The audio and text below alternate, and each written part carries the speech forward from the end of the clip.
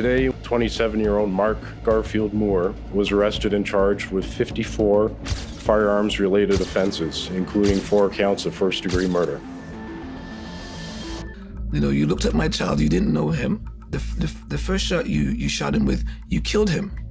But then you stood over him and you shot him 6 more times. Keeping it real, I'm not saying shit. I didn't want to be considered a rat or a snitch. If you had kept it real with the robbery we had did, I'm more than likely, I either would have been sitting beside you doing life, or we would have beat the charge.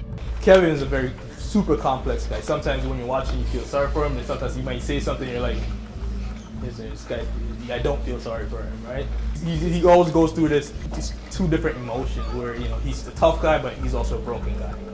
And you get to see that over and over throughout the film. He was either going down or, you know, he has to save himself. So I think that was a big part of his decision. Another thing that he said himself is, you know, when he did do that robbery with Mark and he got ripped off. So he's sitting there thinking, okay, well, am I gonna look out for this guy? He ripped me off. Plus, if I look out for him, I'm gonna go down as well. Like, for him, that's the basis of his decision to want to cooperate.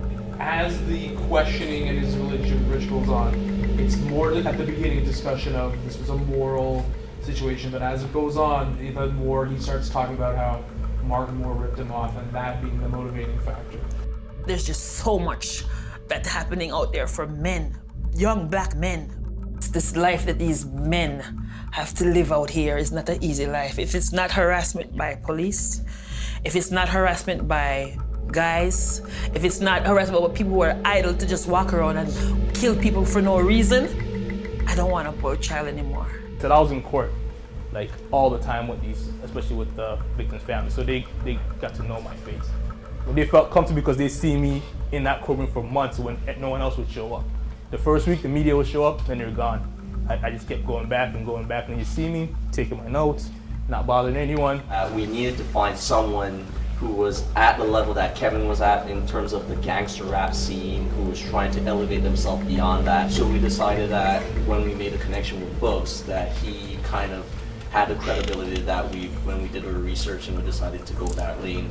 The next generation of gangster rapper in Toronto and how they view things. If you a rap, man, them niggas, I tell them niggas stay far away from me, man. But right now you at the point where niggas be ratting and shit, they just get bullets to their head, man. So like, I think this is a huge film for Toronto because we're so delusioned in Toronto with the idea that gangs and violence and inequality are an American phenomenon. We just don't ever point the camera at ourselves and look at what's going on in our own society, in our own city.